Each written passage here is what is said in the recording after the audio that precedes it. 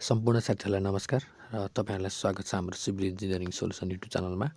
र तपाईँहरूलाई थाहा भइसक्यो होला है, यो हाम्रो हाइवे इन्जिनियरिङ, यो ट्रान्सपोर्टेसन इन्जिनियरिङको चाहिँ मैले तपाईँहरूलाई यो हाम्रो ब्याचलर इन सिभिल इन्जिनियरिङ र सिटिबिटीको लागि यो चाहिँ एकदमै महत्त्वपूर्ण कुरा हो। हाम्रो यो ट्रान्सपोर्टेसन इन्जिनियरिङको सबै कोर्स कन्टेन्टहरू चाहिँ तपाईँहरूलाई मैले प्रोभाइड गर्न गइरहेको छु।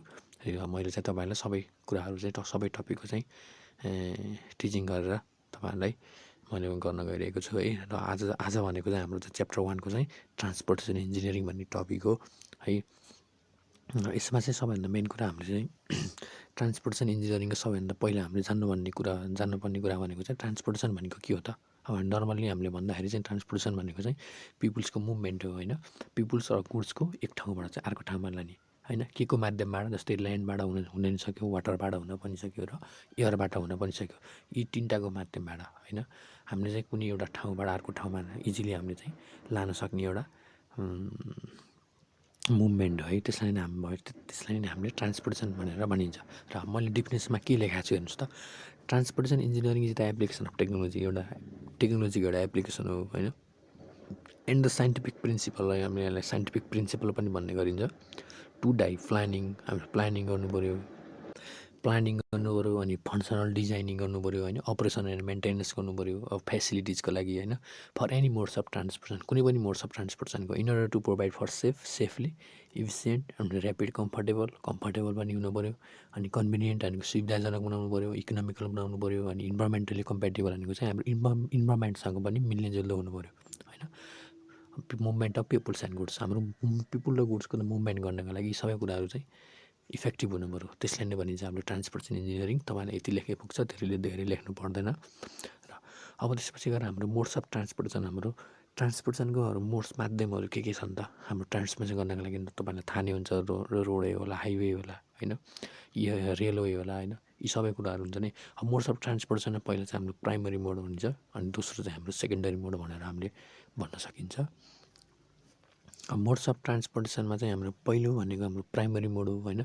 प्राइमरी मोडमा चाहिँ हाम्रो ल्यान्ड ट्रान्सपोर्टेसन भनिन्छ, याल होइन। अनि बीमा भनेको हाम्रो एयर ट्रान्सपोर्टेसन हो। एयर ट्रान्सपोर्टेसनबाट हामीले चाहिँ डोमेस्टिक र इन्टरनेसनल भनेर भन्न सकिन्छ। र सीमा भनेको हाम्रो वाटर ट्रान्सपोर्टेसन। यसलाई चाहिँ हामीले चाहिँ तपाईँहरूले यसरी यालएडब्लु ल भनेर पनि बुझ्न सक्नुहुन्छ। याल भनेको चाहिँ हाम्रो ल्यान्ड ट्रान्सपोर्टेसन, ए भनेको एयर ट्रान्सपोर्टेसन र डब्लु भनेको वाटर ट्रान्सपोर्टेसन है। ल यसै गरी अब यालएडब्लु भनेर तपाईँले बुझ्नुहोस् है। यालएडब्लुसँग सर्ट फर्म प्राइमरी मोड भन्यो भने यालएडब्लु भन्नु। र सेकेन्डरी अब प्राइमरी मोडमा चाहिँ land transportation, highway, roadway, railway, pathway र ट्रेनवे भनिन्छ। अनि एयर ट्रान्सपोर्टेसनमा डोमेस्टिक र इन्टरनेसनल भनिन्छ। वाटर ट्रान्सपोर्टेसनमा चाहिँ इनल्यान्ड वाटर ट्रान्सपोर्टमा चाहिँ क्यानल र रिभर पर्छ, कोस्टल र ओसन पर्छ है। र सेकेन्डरी मोडमा चाहिँ हाम्रो के पर्छ भन्दाखेरि, सेकेन्डरी मोड भनेको चाहिँ हाम्रो चाहिँ नर्मली हाम्रो गुड्सहरूको लागि नर्मली युज हुन्छ। सामानहरू चाहिँ ओसार पसार गर्नको लागि रोपवेको माध्यमबाट हामीले चाहिँ ओसार पसार गर्न सकिन्छ भने। अर्को भनेको एउटा पाइपलाइनबाट हामीले चाहिँ वाटरहरू होइन इजिली हामीले एक ठाउँबाट अर्को ठाउँबाट लान सकिन्छ। अनि क्यानलबाट चाहिँ हामीले इरिगेसन वाटर सप्लाईहरू गर्न सकिन्छ क्यानलबाट। बेल्ट कन्भेयर भनेको एउटा मेकानिकल डिभाइसेस हो होइन। योबाट चाहिँ हाम्रो बल्किङ गुड्सहरू चाहिँ एक ठाउँबाट अर्को ठाउँमा हाम्रो इन्डस्ट्रीहरूमा चाहिँ नर्मली युज हुन्छ है बेल्ट कन्भेयर भन्ने चाहिँ। ल त्यसै गरी एकदमै हाम्रो मेजर मोड्स अफ ट्रान्सपोर्टेसन भनेको एकदमै हामीले चाहिने मोड्स अफ ट्रान्सपोर्टेसन भनेको चाहिँ नर्मली हामीले हाइवे भनिन्छ। हाइवे भनेको हाइवेलाई हामीले रोडवे पनि भन्न सकियो। हाइवे एकदम मेजर भयो। अनि रेलवे भन्न सकिन्छ, अनि वाटरवेज भन्न सकिन्छ, अनि एयरवेज। हाम्रो मेजर मोड्स अफ ट्रान्सपोर्टेसन तपाईँलाई भन्यो भने चाहिँ एकदमै मेजर मोड्स अफ भनेको चाहिँ हाम्रो चारवटालाई हामीले चाहिँ मेनली भन्न सकिन्छ है।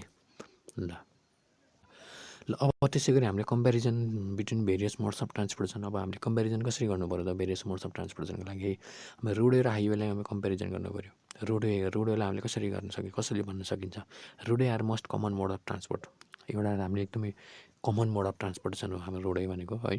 It provides movement of passenger and goods, अनि यसले चाहिँ पेसेन्जर र गुड्सलाई चाहिँ एक ठाउँबाट अर्को ठाउँ मुभमेन्ट गर्न है, from place of origin to destination, एउटा ओरिजिन प्लेस ठाउँबाट डेस्टिनेसन पोइन्टसम्म चाहिँ यसले चाहिँ प्रोभाइड गर्छ।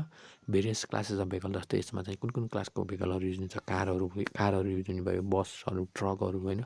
एलङ विथ पेडिस्ट्रियनहरू, पैदल यात्रीहरू। पेडिस्ट्रियन भनेको पैदल यात्रीले धरि हाम्रो चाहिँ मुभमेन्ट गर्न सक्ने भयो। Make use the facility of road system, रोडमा चाहिँ मुभ गर्ने भयो है। अनि while going to railway station while going to railway station airport road is the first mode of transportation. अब जस्तै तपाईँहरू एयरपोर्टमा जानुभयो भने रेलवे स्टेसनमा जानुभयो भने सबभन्दा पहिलो मोड्स अफ ट्रान्सपोर्टेसन भनेको चाहिँ हाम्रो रोडै नै हुन जान्छ है। त्यही भएर चाहिँ यो भनेको road is the first mode of transportation भन्दा पनि भनिन्छ।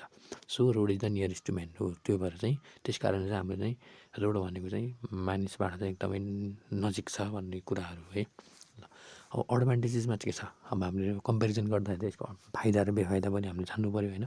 अब पहिलो नम्बरमा एडभान्टेजेस के छ भन्दाखेरि cost of construction of road transportation is low when compare to other modes. भनेपछि यसको कस्ट भनेको त एकदमै लो हुन्छ अरू अदर मोड्स अफ ट्रान्सपोर्टेसन भन्दा चाहिँ यसको चाहिँ हामीले यसलाई कन्स्ट्रक्सन गर्दाखेरि यसको लागत खर्च चाहिँ कम लाग्छ भन्ने कुरा हो। अब सेकेन्ड नम्बरमा हामी stage construction is possible which has added to feasibility to road transport अरे। हाम्रो कन्स्ट्रक्सन स्टेज कन्स्ट्रक्सन चाहिँ जस्तै हाम्रो कन्स्ट्रक्सन प्रोसेस स्टार्टिङ भएर हुँदाखेरि चाहिँ हामीले पहिला चाहिँ यसको चाहिँ स्टेजहरू हुँदै हुँदै जान्छ। जस्तै हामीले पहिला चाहिँ हामीले बाटो खनिन्छ, बाटो खनिसकेपछि ग्राभल गर्ने हो कि चाहिँ यो कन्स्ट्रक्सनको स्टेज भनेको चाहिँ अब तपाईँहरूलाई सुरुमा चाहिँ हामीले बाटो खनिन्छ, बाटो खनिसकेपछि त्यहाँ चाहिँ अब केही समय पश्चात त्यहाँ ग्राभल गर्नुपर्ने होला होइन, त्यहाँ पिच गर्नुपर्ने होला होइन। त्यो स्टेज अफ कन्स्ट्रक्सन भयो भने चाहिँ हामीलाई फ्लेक्सिबिलिटी हुने भयो, मान्छेहरूलाई चाहिँ सहजता हुने भयो भन्ने कुरा हो है।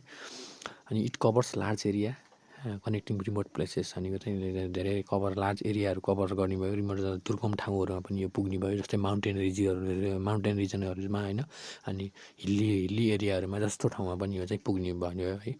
अरू चाहिँ अदर डिफिकल्टी टोपोग्राफी होइन, एकदमै अप्ठ्यारो टोपोग्राफीहरूमा where other modes of transportation are technical and unfeasible, र अरू अदर मोड्स अफ ट्रान्सपोर्टेसन चाहिँ टेक्निकली अनफिजिबल हुने ठाउँमा चाहिँ यो चाहिँ इजिली पुग्ने भयो भन्ने कुरा।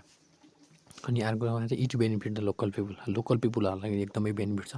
And the road corridor by business promotion, बिजनेसको लागि पनि एकदम राम्रो हुने भयो। जस्तै तपाईँहरूले एकदम एउटा गाउँमा चाहिँ तपाईँहरूले कुखुरा पालन गर्न लाउनु भएको छ भने त्यहाँबाट चाहिँ अब बाटो त्यहाँ त्यो ठाउँमा चाहिँ तपाईँको बाटो पुग्यो भने चाहिँ तपाईँहरूले इजिली त्यहाँबाट सप्लाई गर्न सक्नुहुन्छ नि त होइन।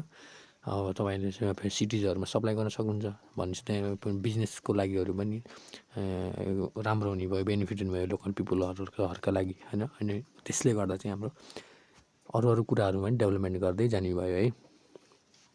अब road transport is only modes that provide door to door service होइन। डोर टु डोर सर्भिस भनेको एकदमै भइहाल्यो होइन। तपाईँको घर अगाडिबाट बाटो हुन्छ, त्यो घर अगाडिबाट कुनै ठाउँबाट तपाईँ चढ्नुहुन्छ भने अनि अर्को घर अगाडि गएर तपाईँ झर्नुभयो भने त्यो चाहिँ डोर टु डोर सर्भिस भयो होइन। अनि ट्राभल फर सर्ट डिस्टेन्स ट्राभलको लागि चाहिँ एकदमै यो इकोनोमिकल हुने भयो। ल अब यसको डिसएडभान्टेजेसमा के छ त भन्ने कुरा है। डिसएडभान्टेज भनेको यसको बेफाइदा के हुन्छ, road transportation occupies more land. यसले चाहिँ रोड ट्रान्सपोर्टेसनले एकदमै धेरै ल्यान्डहरू अकुपाइज गर्छ र डिस्ट्रोइङ एग्रिकल्चरल ल्यान्ड, र एग्रिकल्चरल ल्यान्ड पनि यसले डिस्ट्रोय गर्छ है। जस्तै हाम्रो खेतीयोग्य जमिनहरू पनि डिस्ट्रोय गरेको छ। अनि फरेस्ट भेजिटेसनहरूको हाम्रो जङ्गलहरू पनि डिस्ट्रोय गरेको हुन्छ। इट अल्सो 3000 सज ल्यान्डस्लाइड सोइल इरोजन र ल्यान्डस्लाइड पनि यसले चाहिँ गराउने भयो होइन।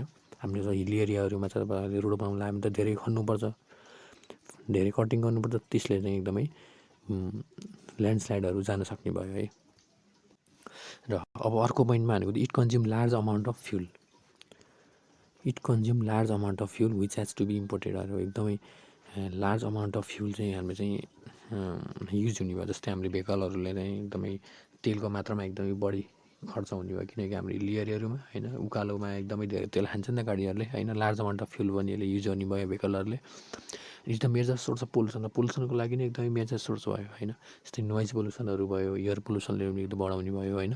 अनि नेपाली साथै parking has greater problem, parking पनि एकदमै ग्रेटेस्ट प्रब्लम भयो क्या होइन। अब चाहिँ सिटिजहरूमा चाहिँ पार्किङको लागि एकदमै प्रब्लमहरू भएको छ है।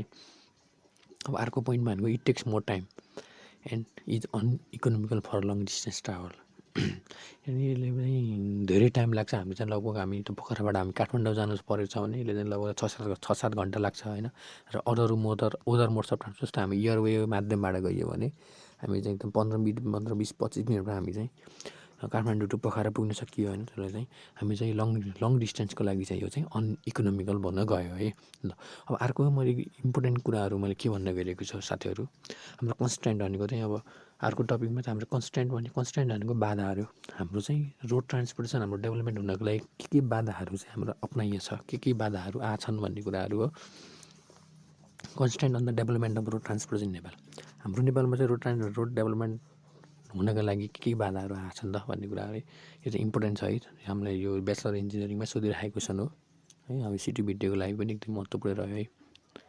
अब हाम्रो चाहिँ पहिलो नम्बरमा भनेको चाहिँ अनफेभरेबल जियोग्राफिकल कन्डिसन। हाम्रो चाहिँ फेभरेबल हाम्रो चाहिँ रोड बनाउनको लागि चाहिँ हाम्रो जियोग्राफिकल एरिया चाहिँ एकदमै अनफेभरेबल छ होइन। जस्तो कुनै ठाउँमा हिल्ली छ, कुनै ठाउँमा माउन्टेनहरू छ, कुनै ठाउँमा भ्यालीहरू भयो होइन। यस्तो ठाउँ भयो भने हाम्रो नर्मली रोड ट्रान्सपोर्टेसन गर्न सकिँदैन। हामीमा चाहिँ अब जियोग्राफिकलले गर्दाखेरि पनि होइन, डाँडो काट्नलाई अलिक गाह्रै पर्छ होइन। अब टनेलिङ गर्नको लागि हाम्रो कस्ट चाहिँ लो हो, कस्ट चाहिँ धेरै लाग्छ। त्यही भएर चाहिँ हामीले चाहिँ हिल्ली एरियाहरूमा चाहिँ हामीले कन्स्ट्रक्सन गर्न गाह्रो हुन्छ। अनि पुवर जियोलोजिकल कन्डिसन भनेको चाहिँ हाम्रो चाहिँ सोइल चाहिँ अनस्टेबल छ। अनस्टेबलमा चाहिँ हाम्रो पहिरो गइरहेको छ अनि ल्यान्डस्लाइड पनि जानी नै भयो। यो कुराहरू हो तपाईँहरूले नै।